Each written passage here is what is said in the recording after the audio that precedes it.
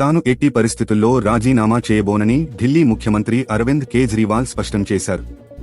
మద్యం పాలసీ కేసులో అరెస్టైన కేజ్రీవాల్ మధ్యంతర బెయిల్పై ఉన్నారు.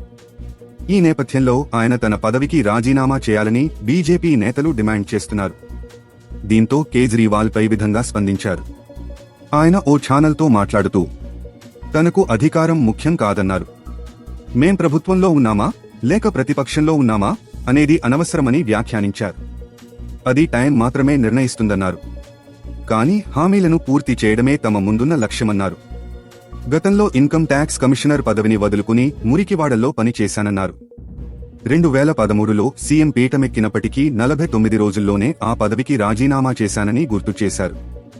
ఆనాడు ఎందుకు రాజీనామా చేశావని ఎవరూ అడగలేదన్నారు. చిన్న ఉద్యోగాన్ని కూడా ఎవరూ వదులుకోరు. కానీ తాను సీఎం పదవినే వదిలేశానన్నారు.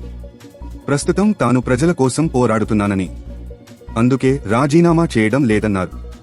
2015లో తమ పార్టీ 67 సీట్లు, 2020లో 62 సీట్లు గెలుచుకుందన్నారు. ప్రస్తుతం ఎన్నికల్లో తమను ఓడించలేమని గుర్తించిన మోదీ తనను అరెస్టు చేయించారని ఆరోపించారు. తప్పుడు కేసులతో తమ వారిని అరెస్టు చేశారని మండిపడ్డారు. నేను కనుక సీఎం పదవికి రాజీనామా చేస్తే మిగతా రాష్ట్రాల్లోని ప్రతిపక్ష ముఖ్యమంత్రులను కూడా అరెస్టు చేసే అవకాశం కేంద్రంలోని బీజేపీకి ఇచ్చినట్లే అవుతుందని వ్యాఖ్యానించారు. ఆ తర్వాత బెంగాల్ సీఎం మమతా బెనర్జీ, తమిళనాడు సీఎం స్టాలిన్ను అరెస్టు చేయవచ్చునని, అందుకే రాజీనామా చేయనని తేల్చి చెప్పారు. జైల్లో తనను వేధించారని కేజ్రీవాల్ అన్నారు. ఆమ్ ఆద్మీ పార్టీని నాశనం చేయాలనే వారి ప్రయత్నాలు ఎప్పటికీ సఫలం కాబోవన్నారు. జైల్లో ఉండి ఢిల్లీ పాలనా బాధ్యతలు నిర్వర్తించేందుకు వీలుగా అవకాశం కల్పించాలని తాను కోర్టును కోరుతానన్నారు.